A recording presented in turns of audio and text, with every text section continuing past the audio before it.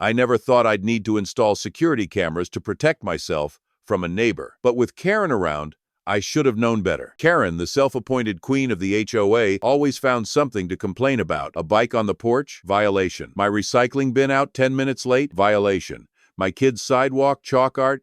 She called it graffiti. But last month, things went from annoying to insane. What made it worse was her attitude. She didn't just enforce rules, she enjoyed it.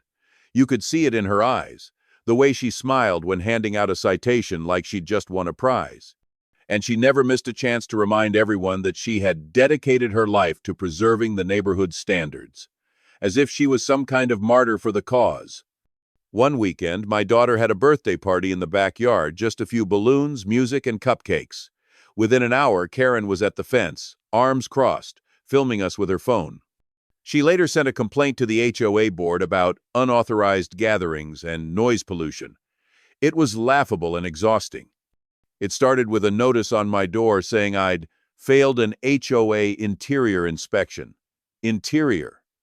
I laughed at first. Surely that had to be a typo. I never let anyone from the HOA inside my home, nor was I ever told they had that right. Then one day, I came home from work early. My front door was unlocked. At first I panicked, thinking I'd been robbed.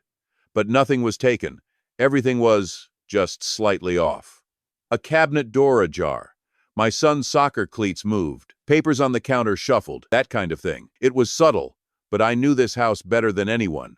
I checked my doorbell camera, but it had been mysteriously turned off. That's when I got suspicious. So I installed a full set of security cameras, hidden ones, inside the house, all angles covered. I didn't say a word about it to anyone. I just waited. It didn't take long. 3 days later, while I was at work, I got a motion alert on my phone.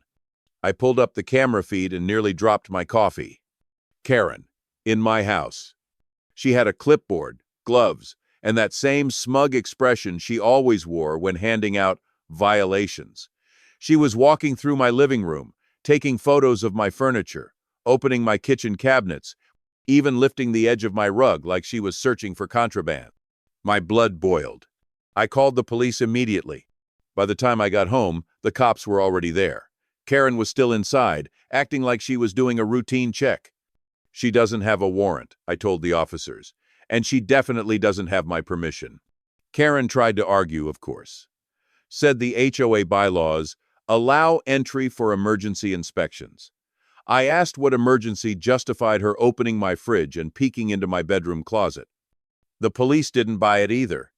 When I showed them the camera footage, one officer shook his head and said, "Ma'am, that's breaking and entering." Karen turned red, a mix of fury and embarrassment. She tried to say it was all a misunderstanding, that she was just checking for safety violations. But the evidence was clear. She was arrested on the spot. The next HOA meeting? Oh, it was tense. Some folks tried to defend her, but most were horrified. Turned out I wasn't her first inspection. I was just the first to catch her on camera. After the meeting, one elderly neighbor pulled me aside and quietly thanked me.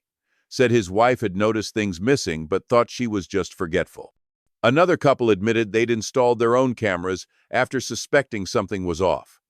I've since pressed charges, and she's facing court soon. The HOA is reviewing her position, and let's just say her reign as queen might finally be over. Now I double-check my locks every night, but I sleep better knowing the cameras are watching, and that Karen, for once, isn't